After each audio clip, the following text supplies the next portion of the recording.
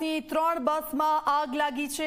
ગત રાત્રે 3 ઇલેક્ટ્રિક બસમાં ભીષણ આગ લાગી હતી। શહેરમાં પડેલા વરસાદ વચ્ચે ઇલેક્ટ્રિક બસમાં આગનો આ બનાવ સામે આવ્યો છે।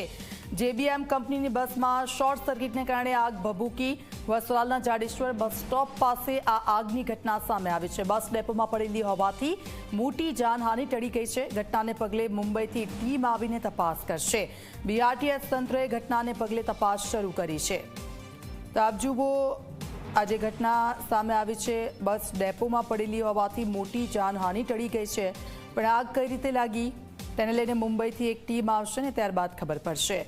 અર્પણ કાયદાવાલા અમારી સાથે ફોનલાઈન પર જોડાઈ ગયા છે। અર્પણ, મોટી દુર્ઘટના ટળી છે કારણ કે આજે 3 બસો છે તે ડેપોમાં પડી હતી। આગ કયા કારણોસર લાગી તે અંગેની કોઈ જાણકારી?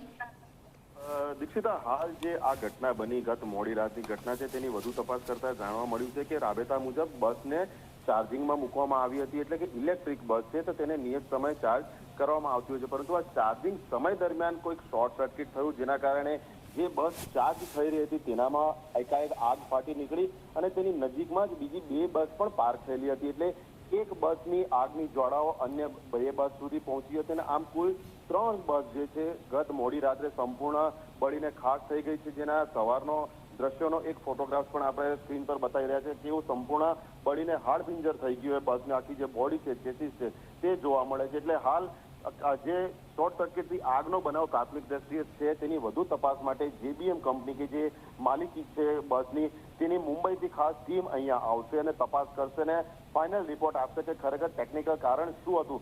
નસીબ જો કે આ 3 બસ ડેપોમાં પાર્ક થયેલી હતી અને આ ઘટના આ સ્થળે બની હતી। જો ચાલુ બસે કોઈ દુર્ઘટના બની હોત તો ક્યાંક મોટી જાનહાનિ થઈ શકે હોત, પરંતુ સદનસીબે હાલ મોટી જાનહાનિ ટળી છે આ ઘટનાથી। દીક્ષિતા, બિલકુલ આભાર અર્પણ સમગ્ર વિગત બદલ।